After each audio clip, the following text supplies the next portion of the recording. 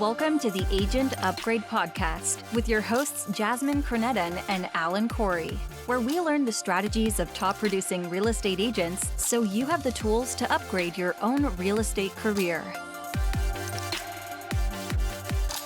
All right, another fun episode of Agent Upgrade with Alan and Jasmine. Thank you for tuning in. Follow along with us online, Agent Upgrade Podcast on Instagram, and we're also got a great Facebook group, so please join that, and so you can talk to all these guests here. But first, Jasmine, how are you doing? Things are wonderful. We are having a mild winter, which is lovely. And soon enough, I think we're going to be into beautiful weather and sunshine. And that's what I love about living in Georgia. Yeah. And I think I'm getting a taste of a crazy frothy market in a good way. I don't think it's a bubble. I think it's just low supply and high demand. And I know interest rates are tending to creep up, but I don't think it's going to be enough to kind of curtail the frenzy we're in for. Mm-hmm. So, just a warning to the agents out there, buckle up. It's going to be, another good one. Yeah.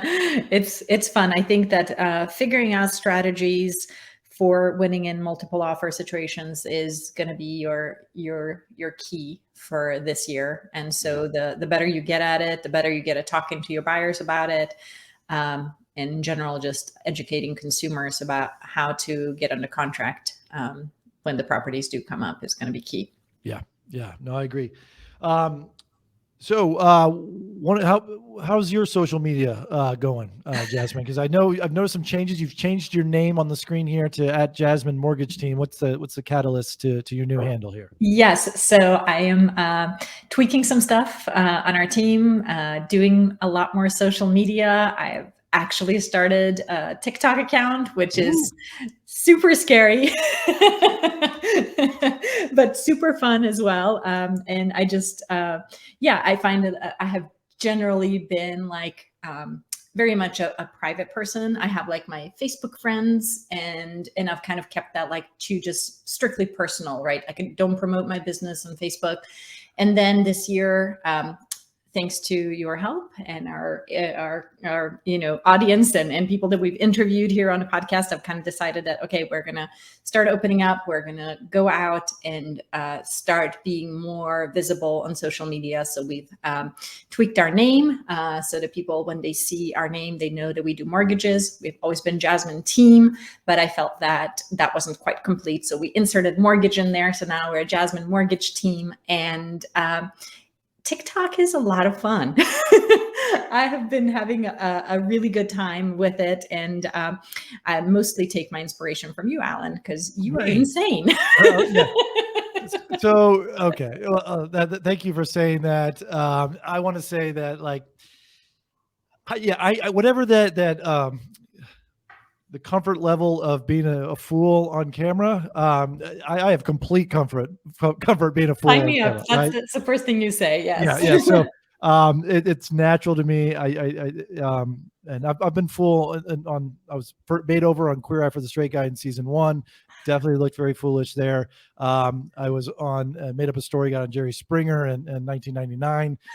Definitely a fool there. So I'm comfortable being the buffoon. I just feel like that's what I do all day. It's just that's where I live. So just I have no problem doing it. But because of that, I almost never really got into Instagram because it was so polished and it was so pristine and so pretty. And so I was like, the expectations, I can't live up. That's not me. I'm not polished. I'm not a polished person.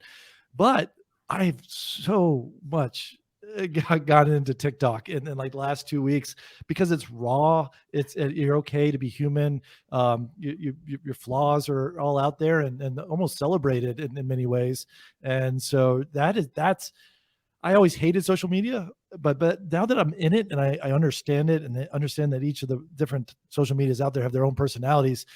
There's something for everyone out there. I think, I think the writers who don't want to show their face, don't want to be on video, that's Twitter might be where you go draw your audience. If you like the pretty photos and are a little bit polished, Instagram, if you just want to be raw and kind of let loose and I'm in a t-shirt and you see my closet in the background, and it's I don't have to have the perfect TV set to record a TikTok video kind of thing. So follow along, everyone, at the House of AC. You can see my struggles, and at JasmineMortgageTeam.com and see your growing profile. So it's exciting. I have all of 17 likes, Alan. So I'm just saying, watch out. Here I come. Well, yeah, it's fun. Well, we all got to start somewhere. So if you guys are listening to us, you're listening now of us starting these new adventures at the beginning of the year, and we're the type of people who are going to stick to it, and we're going to grow it, and we're going to see what happens, and we're going to check in at the end of the year and say, hey, we're giving you updates, and this is what we've done, and this is what we've accomplished. These are the leads that we've gotten, and we'd love it if you guys would follow along and do what we're doing. You guys start your accounts at the same time, and then let's check in. Let's all you'll have you on the show, and you tell me what worked for you, and we'll all share in our success. I love it. Talking Speaking about of people, success. talking about people putting themselves out there is our guest today, Tom McGiveron. He has his own podcast, 11 episodes in, Long Island Housing Podcast up in New York, Suffolk County. He's got his own YouTube channel, fairly new as well, but and he's reached out to us to be on the guest. So he's someone who's putting himself out there, and I thought he would be a perfect guest for what we're talking about today. So let's bring him in. Welcome to Agent Upgrade. Hey, Tom. Hey. Hey, Tom. What's going on, Alan? How you guys doing? Good. So yeah, what's your social media profile besides the podcast and the YouTube? Well, what's funny is that when Jasmine was talking about the 17 views and everything on TikTok, I always think of that commercial with the guy Mayhem from Allstate. I don't know if you guys are familiar. Oh, but yeah. He's like on the side of the road and he's taking selfies. He's like, this is going to get tens and tens of views. That's like me when I'm doing my social media. I'm like, this is going to get tens and tens of views. It's going to be crazy. But no, listen, with YouTube and stuff. So backtrack. So I did hundreds of videos on YouTube years ago in 2014, 15. I think I did 200, videos. I would just pick up my thing and just start, when live streaming was available and everything else. But then I just closed it all down because the content was just not, what I wanted on associated to my, my brand and everything else. Because I was trying to do recruiting and some other stuff. So, but I'm familiar with it. But yeah, I got a YouTube channel. I kind of use that for videos just to when I'm out in the field, showing people the other side of real estate, funny side of myself a little bit. I just did one where I was shoveling my client's driveway, so that was interesting. But yeah, then I got Facebook. Facebook's I probably use Facebook the least, and then I'm on Instagram and LinkedIn, and they can grab all those at my website, TomMcGiveron.com. So. I'm going to give out some. You made me think of something about shoveling snow. This is a channel I've had in my head for a while, and I'm just going to give out free advice for an agent to go steal and run with this, but depending on your town. But at the beginning of about 2 years ago, I was thinking about moving to Toronto or to a different country, and the way that I was searching, I've never been to Toronto, but it sounded exciting and we had an opportunity there, but it didn't pan out because of coronavirus. But we've moved past that opportunity. But I found this YouTube channel where this guy just rode his bike up and down different streets with a helmet cam on, and then some of it was him walking up and down the streets. And so every property that I would look for that had this is really cool. Obviously you can look it up on Google Maps, but then I would just search that street and this guy's YouTube channel. And it was just cool because it was different seasons. You get to see the people walking around. It would just be him sometimes walking in the stores. And it wasn't any narration going on or anything, but I really could be I see myself in that neighborhood or on that street.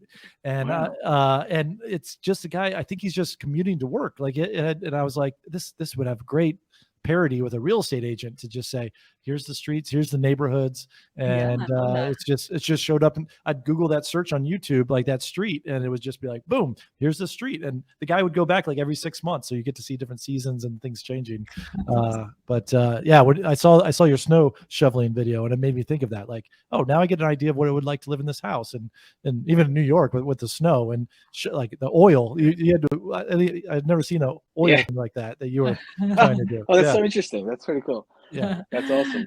But that's funny because you gave me an idea. I'm doing this new, like, so social media, you have to have like these things like Village of the Month and Joke of the Week and all these different narrations and different topics. That's what I think is most interesting, especially on like maybe Instagram. You kind of have to layer things, so make it interesting. So I'm doing this Village of the Month thing, and I'm like, do I need to do this? So part of it is a real estate agent, because you have, everyone has the internet, and the internet has just opened us up to, everyone thinks it's a big library of information. Meanwhile, it's just a sales machine, but it does have a lot of information. So it's like, people already know about this village or whatever. So I did my first one recently, and but now you gave me an idea to change it up a little bit, maybe make it a little bit more authentic. Like, no, I don't want to say authentic, because it's authentic, but more interesting. Yeah. We'll walk in the neighborhood just with some video, right? And just walk down the street, Right. like people like that rawness. Yeah. It gives you more information. Yeah, I agree. Yeah, right. And Cool. This guy was monetized, so he was making money off these videos, and it was just helmet Crazy. cam uploaded YouTube, and like, so yeah. I love it. I haven't figured out, like, the ones that I really like are the people that will be like, okay, so this is, this is what you can get. You spend this much money on an apartment in Moscow, and this is the type of milk we have, and this is what you get on the street. And I'm like, how do you do that, like, in America? Because like everything is kind of similar, you know what I mean? So you can't be like, oh, this is the type of bread we get at the bakery. It costs $1. Typically a breakfast is going to look like this. And I'm like, I love those videos. I'm like, I just haven't quite figured out how to like tweak that for the real estate business. I'm like, It's so good, but it's not useful like for you to do a video about Moscow. Like, yeah, you're not going to be selling anything there. But yeah, right. Yeah. So I guess that's the closest thing. It's like, oh, well, a cup of Starbucks costs $2.95 in Atlanta, unless you're at the airport. Yeah, well, so Tom, you've been in the business in a while. How'd you get started in real estate? Okay, so, man, it's funny. This morning I was on a Zoom call, and before this, and it was a training session. I'm a big believer in coaching and everything else. So, like, this one agent, he's local in my area, and he just is a monster. And his name's like the sales giant, whatever. And he's a great guy. And he was talking about your 2-minute, like, you got to know your 2-minute comic books, your pitch kind of thing. And this is kind of part of that. So I'm always like, because I had a business partner who had a pitch, but it was like, dude, we would sit there and CMAs, and I worked with him for 2 years. Great guy, but man, he would talk for like 25 minutes about every detail of his background. And it was like, I could see the glazing over the eyes, Anyway, so I try to I always keep those things in mind. So I started watching Carlton Sheets. Okay, I don't know if you remember who that is. I remember his commercials, and I bought all of his programs at a garage sale once. Yes. See, I got him all for free from a friend. I took his stuff. I copied everything, photocopied like all those booklets. It was like this thick, My package was like 20 cassette tapes. Nice. Oh, God. I didn't have the cassette tapes. I had the written material. But Carlton Sheets, and I at the time came into some money. Wasn't a lot of money, especially on Long Island. And I was like, hey, I want to change my life. I had gone to school, college, got my degree. I got a guidance counseling certificate. I'm a master's in counseling, and I was going to do that. And I was going on interviews, and I was like, I'm going to make $70,000 a year to start. At the time I was making around 55. I bought and sold a landscaping business.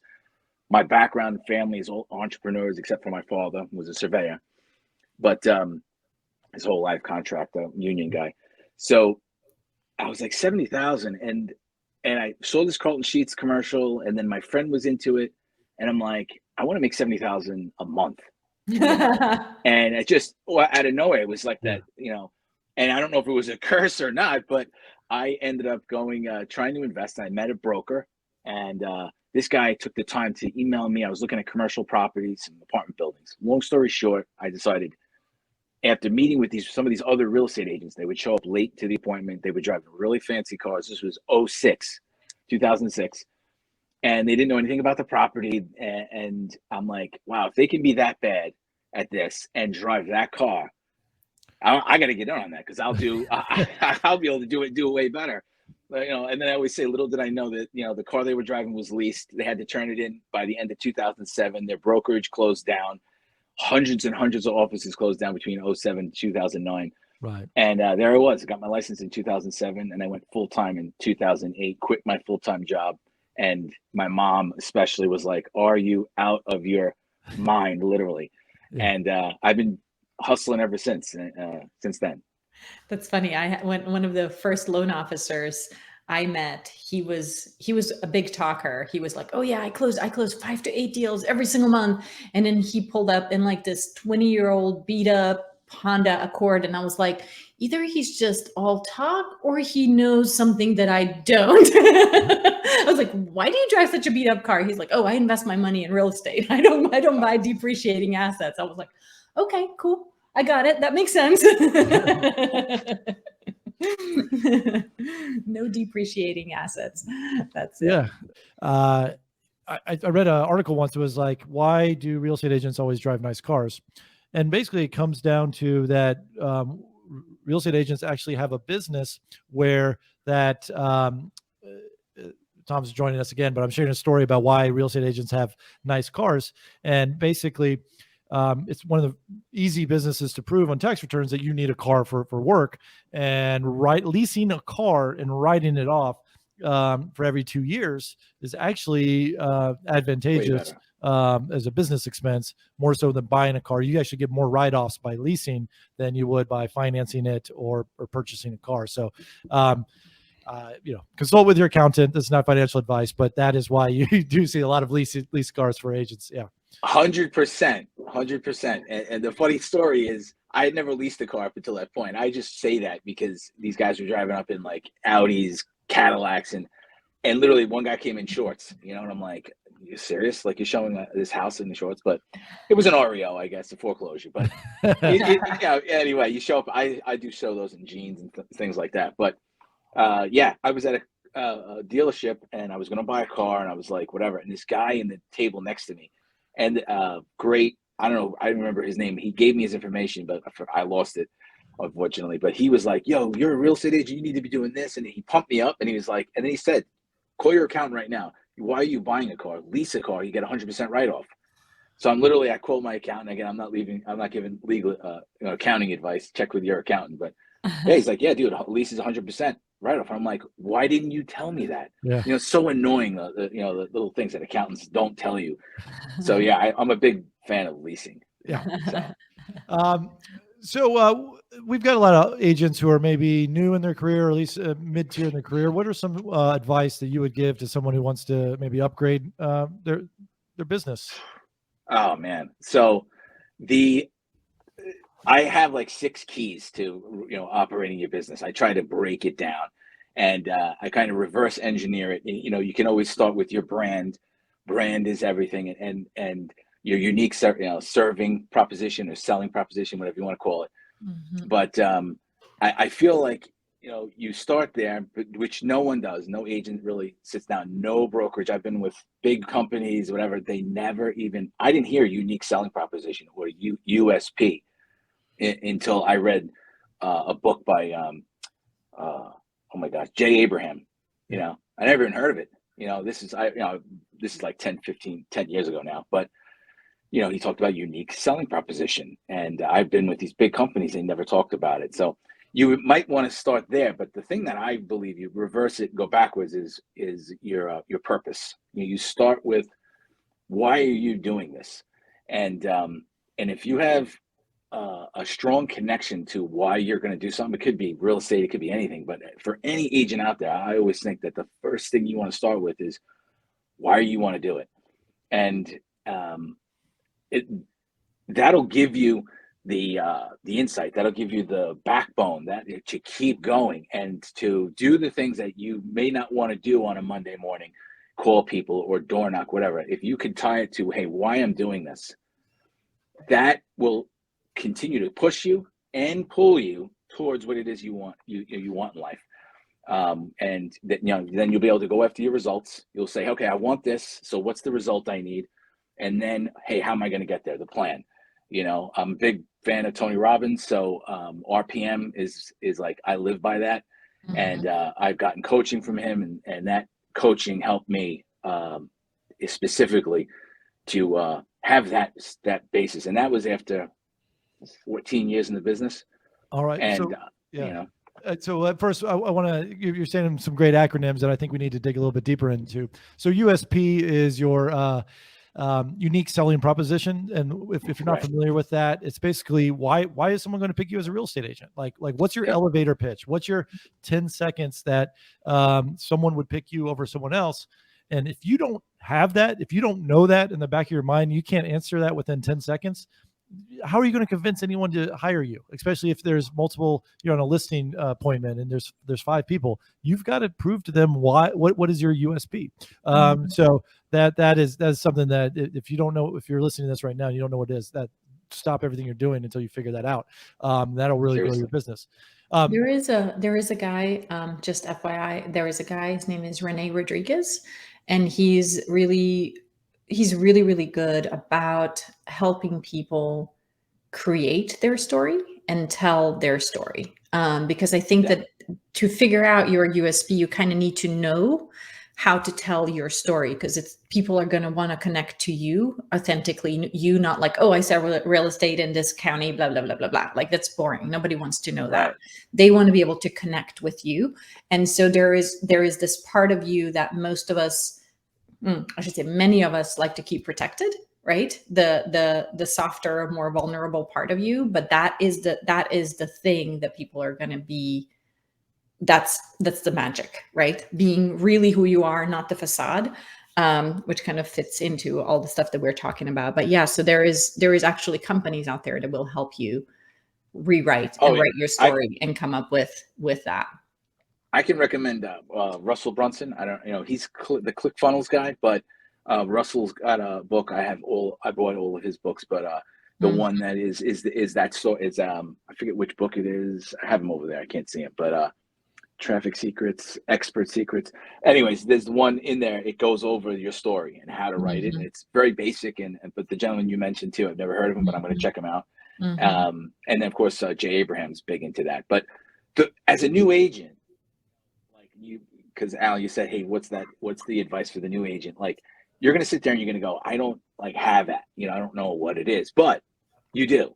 There's something about everybody. And when the shit hits the fan, when you're against the wall, your back is against the wall, man, what is the thing that makes you unique? It doesn't have to be about sales or whatever. It could be that you play an instrument, and then try and really think it through and come up with that unique selling proposition. What is it about you that's unique? And then hold on to that. And, people could say I'm a hard worker, or I'm a this or I'm that. That goes in one ear and out the other. But if you can break it down to 2 or 3 things, I always think of your tagline. Try and put the tag, when you think of your tagline, have that in there. Like I always say, I'm experienced, I'm confident, I'm super energized. People like energy. I'm energetic. I'm confident because I believe in myself, because I have the track record. See, I'm an experienced agent. I'm going to rely on that. I'm going to say I'm experienced. I'm going to say I've done over 350 deals. I've done this. I'm not going to say it like that. I'm going to say it in a better way. And that's it. I'm experienced, confident, super energized. You go to my website, you get a piece of mail when I speak with people. I'm going to rely on that. That's my unique selling proposition. If this is what you want. You want an experienced negotiator, experienced marketer. That's me. Let's rock and roll. Yeah. So, and if you're new, you could be, I'm hungry. I'm ambitious. I've got nothing but time. You're my only listing. I'm going to give you all my attention, because this is all I've got. And when I was starting out, it was, I'll do it for a discount, whatever. Cause I didn't have a unique selling position at that point until, you get a little bit of experience and confidence in yourself. Another acronym you mentioned was the RPM, the rapid planning method, from Tony Robbins. Can you walk us through that a little bit? Okay. So, it's very interesting. You have your purpose, your results, and then your massive action plan, right? Because he always talks about massive action plan. I'm a student of Grant Cardone too. I believe he got the massive action plan from Tony, but those guys go, all those types of guys borrow each other's stuff. But if you've ever read the 10X rule, okay, 10X rule changed a lot of how I do things and how I approach business. But yeah, that's and the 10X rule is just basically, hey, if your goal is to sell $1 million next year, why not just sell 10, make your goal $10 million, 10X it. And, if you fail, you might end up with $2 million, but if you are just reaching for $1 million, then you'll stop at $1 million. Far exceeded. Yeah. I feel like I tracked off a little. You have to temper it a little bit so that you don't end this do stupid, crazy things. But RPM is just that purpose. Start with your why, and the why has to be something you're very connected to. The book Think and Grow Rich. Okay, Napoleon Hill really tries to help you understand that. And if you don't understand it, don't have that purpose, you're not going to make those calls. You're not going to go to that person's house every single day to try and get that listing. You're not going to go over do the boring stuff, the financials. You're not going to prepare. You're not going to save money. You're going to whatever. You have to have that purpose because it's going to pull you. Oh, these are the things I have to do. What's the result? So it's results, your purpose, and your massive action plan. How am I going to get there? And then it is a rapid planning model. Yeah. No, I subscribe to all those guys. I think that they're good. And just like there's a guru for everyone. Like, you might not get into the testosterone, stuff of Grant Cardone, but you might get into sort of some of the more, I guess, practical stuff of Tom Ferry. Like go out there and get your advice from the gurus that you can relate to and understand. And maybe it's just this podcast here, but whatever it is, just if you're seeking education, it's that's step one. It's just putting some of that education into action and figuring out and writing it down. Writing it down too. You like and reviewing it every single day. You can take it one step further. You can write it all down every single day. That's another method to really try and get it inside your brain. And I don't believe in writing the whole thing out, but if there's something you need to write every day, like this is what I'm going to have at the end of the year because of this. Okay. It's not the what haves. What I had a manager, thank you. He would say things like what it's not about money, it's about what money can give you, but it's even deeper than that. The purpose is what is the anchor. It anchors you, and it's hey, I want this because, and when that because is huge. I like that. I think the purpose is also like what gets you out of bed in the morning, what makes it not feel like work, because you're like, I'm not just doing this for a paycheck. I'm doing this to improve my community. I'm doing this to help families. I'm doing this, whatever that purpose is for you. I think that, I think you need to have that to be super successful, and also to recognize what that is, so that, because if that's your purpose and you're constantly creating habits to further that purpose, well, obviously you're going to be more happier and successful and everything like that. So I 100%, I think that's a great point that you're making, is it's figuring out your purpose and why you're in this business. So 100%. Yeah. So you said you had 6 keys. What were some of the other things that you were? So, dude, I'm huge on. Man, I spent so much money over the years, and when I say spent, you want to say invested back in your business, and but man, I wasted a lot of it. I've gone through hundreds of thousands of dollars in wasted money that I could have kept for myself and done something else with, for me personally. But I didn't have that connection to what do I want to do with this money. It was all about, the next thing, or the next this coaching program, or this advertising platform, or these leads online, or whatever it is. And also I would make the mistake of, I need this brokerage to help me because of their brand or something like that. And in the 2022, especially now, and I think going back at least 10 years, the brokerage model of branding is in most markets, it's I don't want to say it's unimportant, but it's not as important as it once was. So keeping your money, that's one of the keys to success in this business. If you don't keep your money, if you don't pay yourself first, and really pay attention to, hey, how do I make life-changing money? If you think about life-changing money, a lot of agents, right? Most real estate agents, they make $40,000 or less. That's the National Association of Realtors, average. It's always around 40 grand. And but if you can take that from 40 and go to 80, that's not life-changing. But if you can go from 40 to 80 to 160, okay, that's a big jump, and that's the life-changing money. But if you spend $100,000 on quote unquote leads or whatever it is, it's not going to change your life. You're still going to be in the same boat. You're still going to be in debt. You're still going to have your credit card that you want to pay off or whatever it is. So keeping your money, learning how to manage your business without spending all of your money is important, or giving it to a broker. Yeah, right. Jasmine and I did a great year-end. I think it's great. A good recap of looking back on your year. So check that out. It's one of our last episodes of 2021, wow. And it's hey, it's okay to spend money on marketing if you can track what did that marketing dollar return. Like if you spent $10,000 on leads and you made $8,000 for the year, well, stop spending money on leads. But if you spend $20,000 on leads and you made $50,000, then keep doing that, right? And so it's right. it's really kind of looking at your business and your dollars spent with a magnifying glass. Because I think it is important to invest in your business, though. Yeah. Right? You have to invest money in your business, just like any other business. I feel like a lot of real estate agents maybe feel like, well, I'm just going to spend some money on signs, and then I'm just going to sit there and hope that people reach out to me.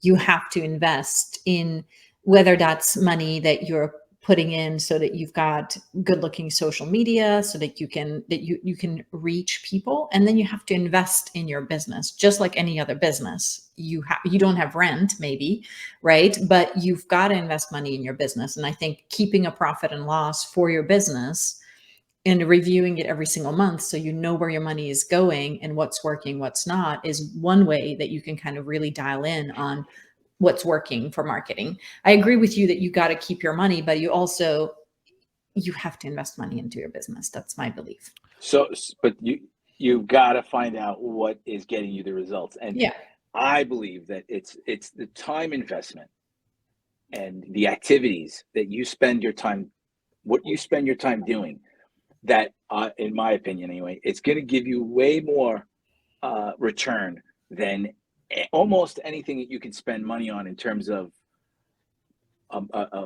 advertising. That is because I'm living that now, and it's like I go, wow, I wasted so much money on that thing over there, but I could have done every door direct postcards and I save a ton of money. But then it's that activity around those postcards, spending a little money on. I believe one of the best investments you can make is getting phone numbers.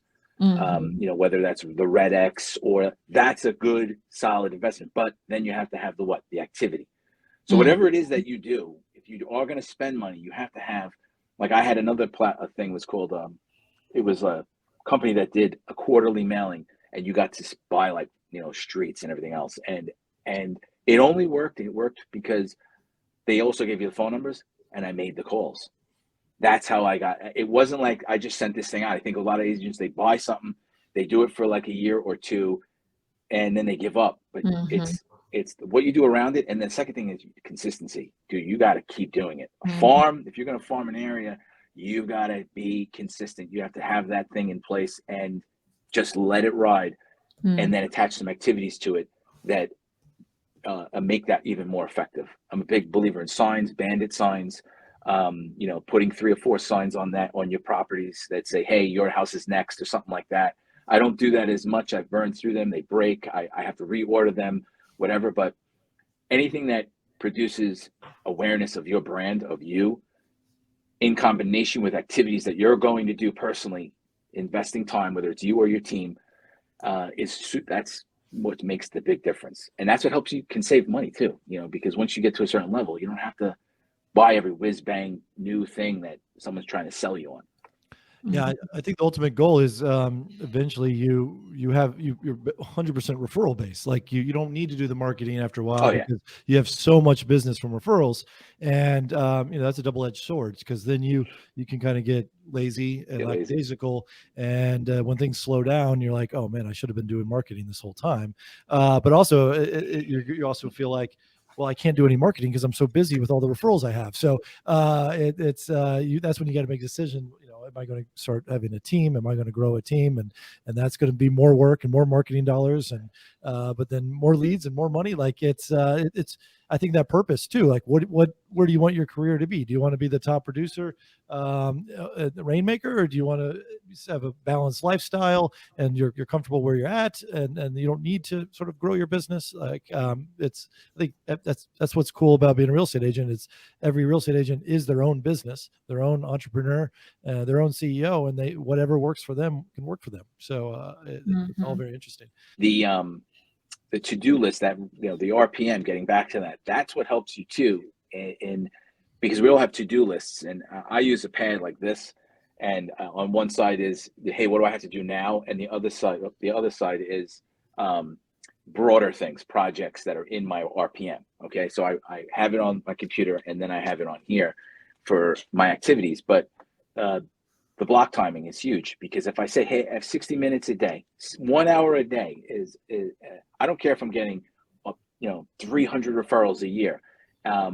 I want to be able to say 60 minutes a day, I'm going to focus on getting new people into my realm. Okay. And I like making phone calls. That comes back to, hey, what's your unique selling proposition? What's unique about me? I enjoy making phone calls. I enjoy texting people. I enjoy doing that coldness. It keeps me on my toes a little bit. I don't think I'll ever not do it. And so that's, speaking to that. And RedX is a big part of that, because I use geo leads and I pay for sub owners. So let's talk about RedX. It builds itself as a real estate lead platform, but what is it? It's like a dialer of phone numbers that you enter in, or does it? Can you walk us through it? Because I've never used RedX. Yeah. So there's Land Voice, there's a couple others. I'm most familiar with RedX, and they do have a dialer. I don't use it. That's for, if I had a team and I had somebody, like I'm trying to recruit somebody to say, hey, who wants to make phone calls? But I'm always going to tie it back to what's their unique, thing. What do they want? And because making phone calls a lot, 3-4 hours a day, it is very tiring.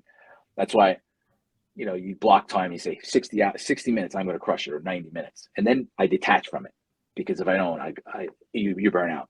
But so the RedX is, they do for sub owners and expireds. And then you have a platform for geo leads. So you can pay for these phone numbers. Like we have Remind too, attached to the MLS, which is another program that's my partner uses. But it's not like a database. I prefer RedX because it offers me a database that I can put notes in. I can schedule phone calls. I can just group all my people into different categories. It's really robust, and they offer a video when you sign up. Watch the videos; they are awesome, and they help you organize your time. I've used the RedX before, but not until this past year did I actually watch the videos. And the guy who uses the system. And I'm like, oh shit, that's how you do that, And so it's helped me to. Then I transfer the good, prospects, the ones that I make a talk to, and I transfer them over to my CRM, and then they go on a mailing list. And talking about investing in your business, I think a mailer to a client database is huge. So whether it's a quarterly, bi-monthly, or monthly thing, but that's the RedX, and you can really handy. I am on a program. I can download up to 2,000 addresses for towns that I'm, a farm or something like that. And once you have all of them, it's good to keep, because you can backtrack, update, all sorts of stuff. They give you the names, addresses, and phone numbers. Yeah, that's awesome. And We had some an emails too. episode with Skylar Brilliante of Harry Norman. We called him Skylar Mhm. the Dialer. I think he used a similar program. And it was what's the it was $100 a month, $200 a month? What's sort of the price point here? I guess you can add all I these don't know. different features. Yeah. I pay $139 every 3 months. Oh, okay. Or I don't buy expireds. However, I have bought expireds in the past. And what the cool thing is, when you buy it for a little bit, like I have 10,264, I was just looking the other day, expired listings. Now, they're old expireds from like 3 years ago, 4 years ago, but old expireds, what? They're freaking huge. Or is Mike in hearing us? But I think what he's referring to is expires. There's gold and expires that are over a year old. Because I know when I've had expired, that my clients will just give it 500 calls that an hour after it expires, even though we have a program. Hey, we're gonna renovate the kitchen and we're gonna put it back up or whatever it is. But what he's referring to, which I've never thought about, and I think is really quite smart, is how about the expireds from a year ago, 2 years ago, 3 years ago? If they still own the home and they thought about selling their home again, and you re-engage them, I think cool. that's I think there's something there. I really think there's gold in that well. Calling 2-3 year old expires, possibly they've moved on, but and I don't think there's a whole ton of competition in that space. So that could be a really untapped market. Yeah. There is also a software that's like a similar to, it's a dialer software, but you can have a pre-recorded voice message that you leave. So basically just as you're dialing, it's just leaving messages. But there is also another one, I think it's called like Slide Dial. Have you guys ever heard of Slide Dial? Yeah. Where it's like it just kind of fakes that you're making the call and it just drops to voicemail into people's inbox. So I wonder if that would be a useful tool. Like if you do have like 10,000 expires that you want to hit, that month, just to go ahead and leave like 100 messages through Slide Dial. I don't know if people check voicemail anymore. Do they? I thought of that actually. And so the slide dial, I think it's silent ring, things like that. Yeah. They had to change the technology. Once in a while, you'll see a phone number pop up on your screen, but you can't answer. It goes away. That's what that is. And because before they could just slide the voicemail into your voicemail, the message to your voicemail. Now they can't. It has to ring the phone and then it goes away. But I haven't used that. But I if it works, man. I mean, if you're going to leave 5,000 messages to people, it's a numbers game. That can be huge. I'm just not doing it. I mean, I think if you're in sales and you can get someone on the phone, like it's much easier to close because then you're not putting work on someone calling you back. Yeah. But obviously you can catch more people. Actually, I had someone call me for those dialer, I assume it was a dialer program where they call like 5 people at once and whoever answers, they connect over. I hate that though. I don't like that. I answered the phone and it was a recorded message that says, sorry, I'm on the other line. I'm like, you just called me, and then the answer is like, sorry. That's like that TikTok, right? They're like, they go, hey, what's up? But meanwhile, you're there calling the person, and they're like, what? You called me, and they're like, yeah, what? I got no time for this. What are you doing right now? Like that's hysterical. That's awesome. I love it. There is a lot of good technology that can be leveraged.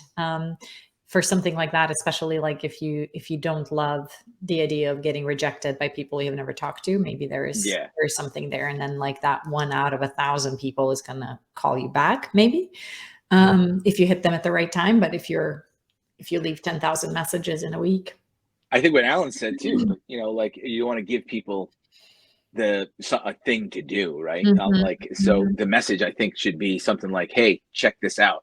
Like I get one from an investor, he wholesale flips, and the guy's name's Joe, the kid who works for him, and he leaves, great kid, but he leaves his messages and they're nonchalant. And he's like, hey, we got a new deal, go out, check it out at max returns, and so it's like, oh, I can just go and check out a deal.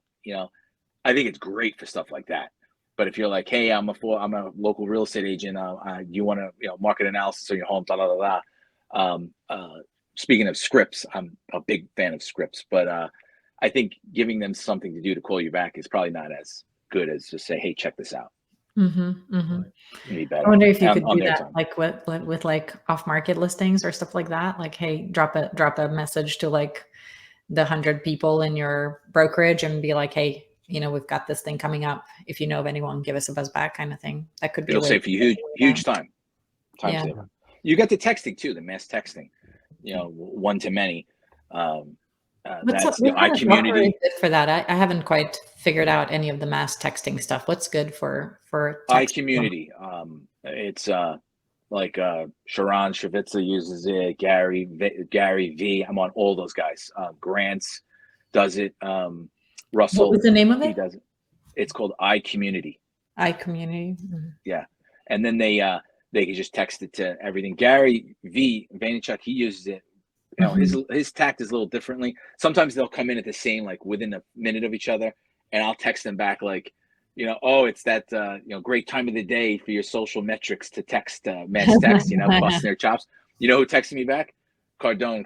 He'll text back like immediately, like, or like 10 minutes later, like, hey, how's it going? He'll say, you know, something personal. I'm like, oh my God, because I've had conversations with him, but I don't know him, but he's really different with it. And then Gary uses it for like positive messages, and it's, you know, I think Ty Lopez has one. There's a bunch of them. Yeah.